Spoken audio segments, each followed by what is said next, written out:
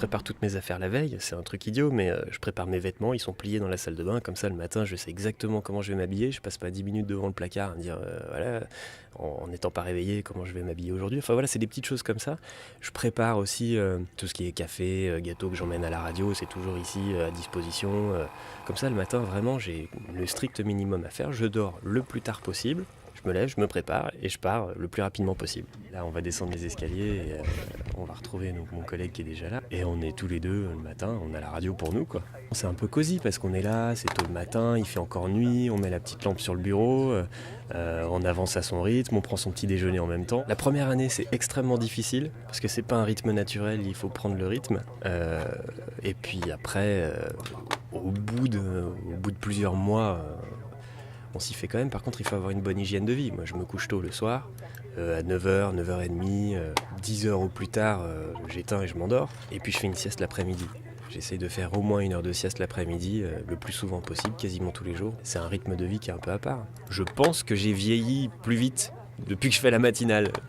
Sur ma santé, la première chose, c'est de la fatigue, parce que à force de moins dormir, ou de dormir morcelé, ou de dormir à des horaires décalés, quand même, il y a une certaine fatigue qui s'accumule petit à petit. Le week-end, quasiment tout le temps, je me réveille à partir de 4-5 heures du matin. Alors, je peux me rendormir, me réveiller, mais mon premier réveil, il est toujours extrêmement tôt le matin, et même pendant mes semaines de vacances. Le rythme de vie, ça m'apporte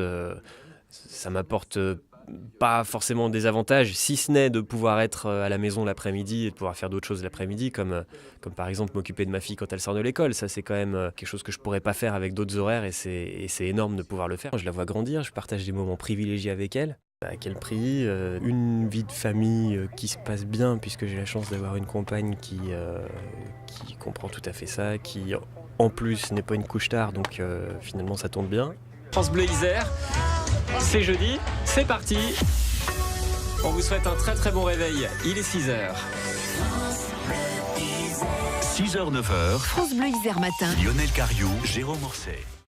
J'ai limité énormément les sorties. Bon, alors il y a plusieurs choses, hein. J'ai aussi vieilli entre guillemets. Maintenant j'ai une vie de famille avec des enfants, et quand on a des enfants on sort aussi moins souvent le soir, mais je sors quasiment pas en semaine, ou alors c'est exceptionnel. Normalement les soirées en semaine c'est pas de sortie, et le week-end on sort, mais le week-end c'est pas toujours facile de veiller tard.